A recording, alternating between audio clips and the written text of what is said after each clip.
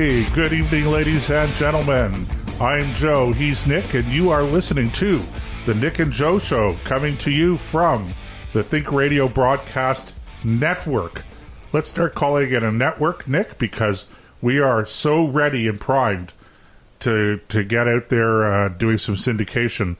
And, we've talked about doing it, and there have been some roadblocks along the way. Turns out that not everybody likes everything that we have to say about everything. Boy, is that a surprise. Anyway, I'm in the studio. No kidding. There's Nick out in the farm. Hi, Nick.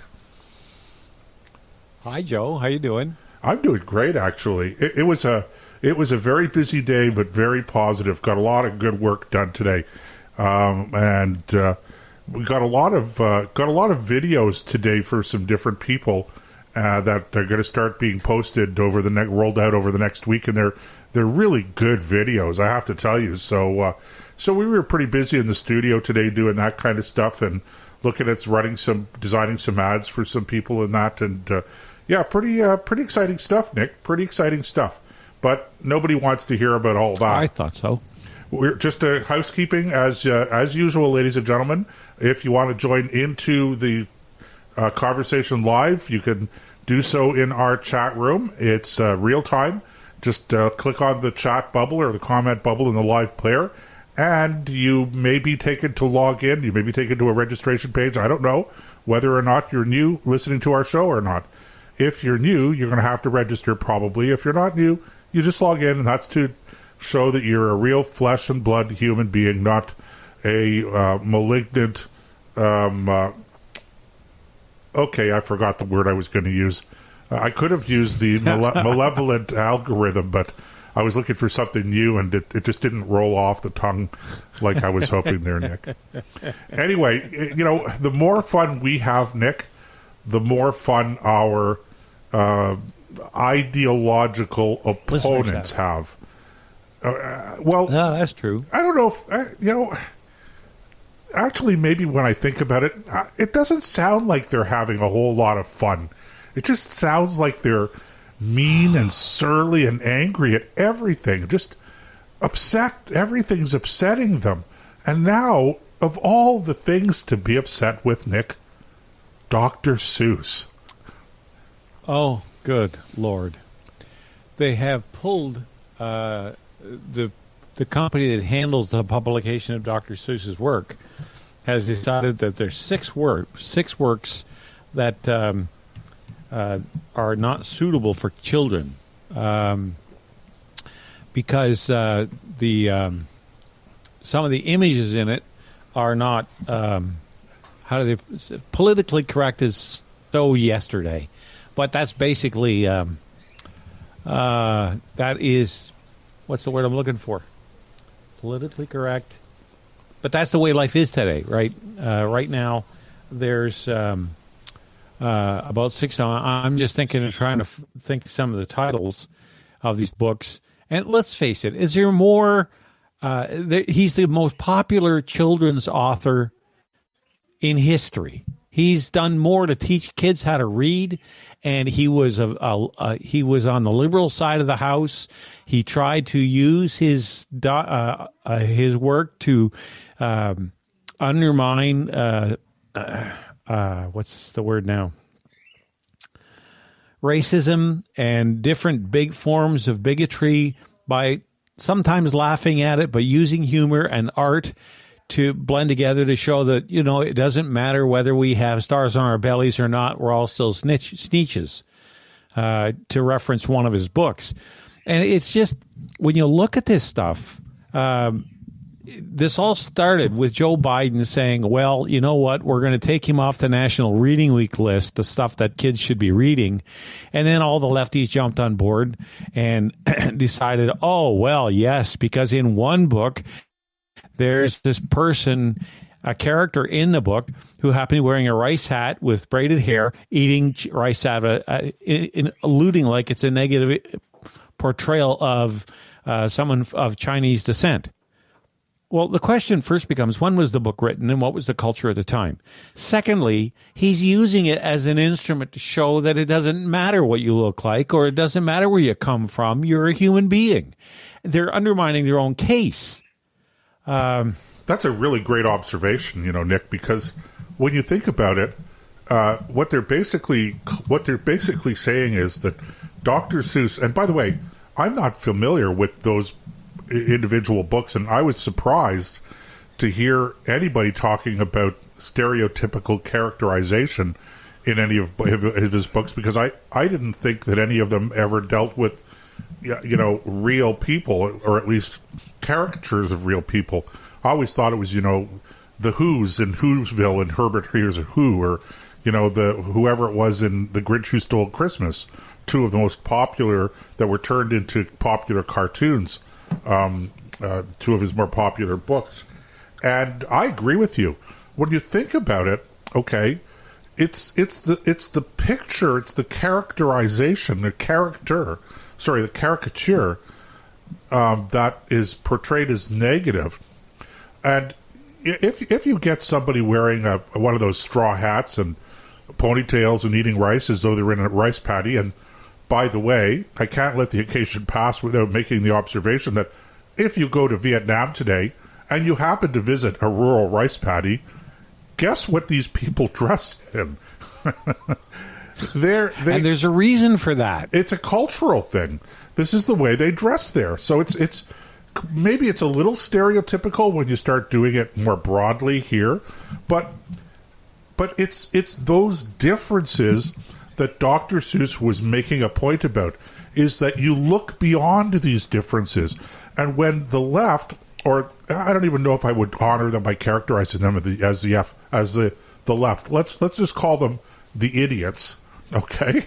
Okay, when the idiots out there say, "Oh no, you have to make them all look the same," that in itself is the kind of racism that Dr. Seuss was opposed to and was trying to do his best to eliminate. If you want to be colorblind, you first have to accept that there are such a thing as different colors. If you want to be culture blind, you have to accept that there are different cultures. If you want people to learn to look beyond the stereotype, you have to accept that there is some validity to stereotypes. And it's only once you accept that and then move beyond and say it's not important, not that it doesn't exist. So, I think you're absolutely right. Bang on, Nick. And I don't think these guys have even given it a second thought. I think they're very immature and very, very naive and childish in their thinking about these things. I think you're absolutely right. And the sad part is that when you look at this, to go back to your example about people in rice paddies wearing these big rice hats, there's a reason why they wear them. It's cultural, but it's born of practicality. It's like, why do cowboys wear boots with a heel? Why do they wear a Stetson? Because what they do requires certain features built into their clothing, like the heel on a cowboy boot is so your foot doesn't slip through the stirrup, and if you fall off, you get dragged by your own horse. Okay, it keeps you. It avoids that. The Stetson keeps the sun off the back of your neck and off your face, so you're not roasted alive in the Texas sun. Guess what? In Vietnam or in Laos or in any of these countries where they wear this kind of great big hat, it's to keep the sun from frying them. It's not negative. It's just the way things are. It's like, why do baseball players wear ball caps with a peak instead of just a pill hat? It's because they keep the sun out of their eyes so they can see. It's not, and all of it grows. It becomes part of the culture because part of the culture is your everyday experience, right? So it's like, oh, man. There's so many different things that happen in life that have to do with your little everyday experiences that eventually blend and form your cultures. Like, why do people who live up north where it's cold wear plaid shirts, these heavy flannel plaid shirts? Because they're warm. Sure. And they just throw a little color at them. That's all. It's not a negative or a positive. It's just the way it is. Right. And you remember, I believe it was Monty Python that had the skit, "I'm a lumberjack and I'm okay." And yeah. Was the lumberjack song? Yeah. Were they being racist anti-Canadians when they were doing that? Well, no, they were poking fun. Look, we've said it before, Nick, and I'll say it again.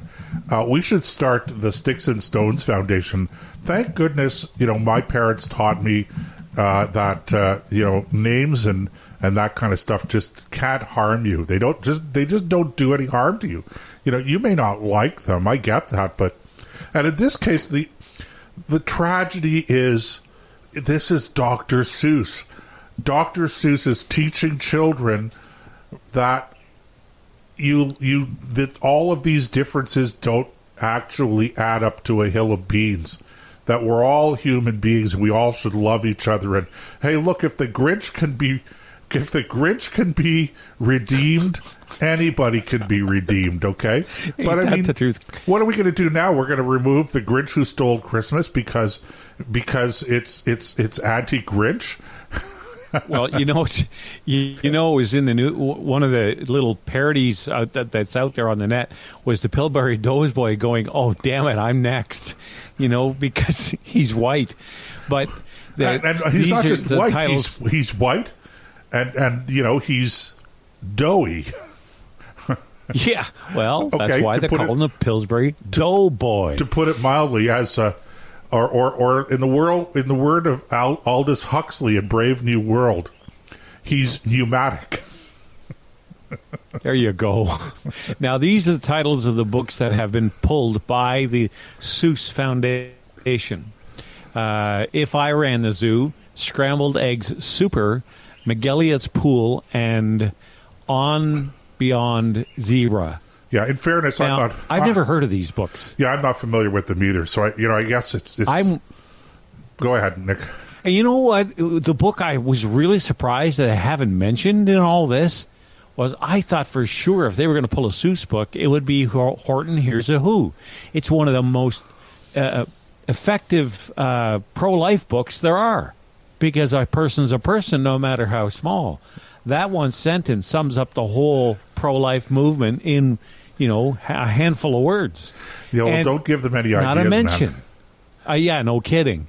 But because of this, I was just looking at it. I think I have it here somewhere. Yeah, here's the article.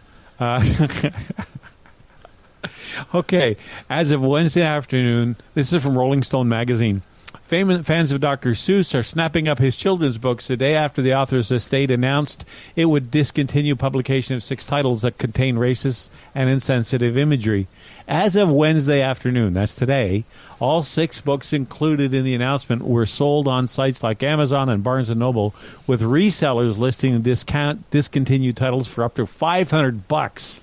Copies of Dr. Seuss, then they list all the Dr. Seuss's If I Ran the Zoo appeared to have been briefly restocked online, though it's now sold out as well. So this has been, for Dr. Seuss at least, for his estate, one of the best days they've had in a very long time. From a financial point of view, I mean, this is exactly the right attitude, okay? When somebody makes a pronouncement like this, the very best response that we as a population can have is go, "Oh yeah, watch me," and go out and buy up as many copies as they can get their hands on. Sure, a little capitalist pushback. Exactly. I'll show you what a band looks like, and the next thing you can't get them, not because the government pulled them, because everybody bought them up. Well, and it's. Nick, I'm surprised we have to be careful not to talk too loudly about this because, what the next thing is going to be? The government is going to come in with an order in council here in Canada or a presidential executive order in the United States for prohibiting price gouging on Dr. Seuss books. Yeah, but by the time they get to that, it'll be all over.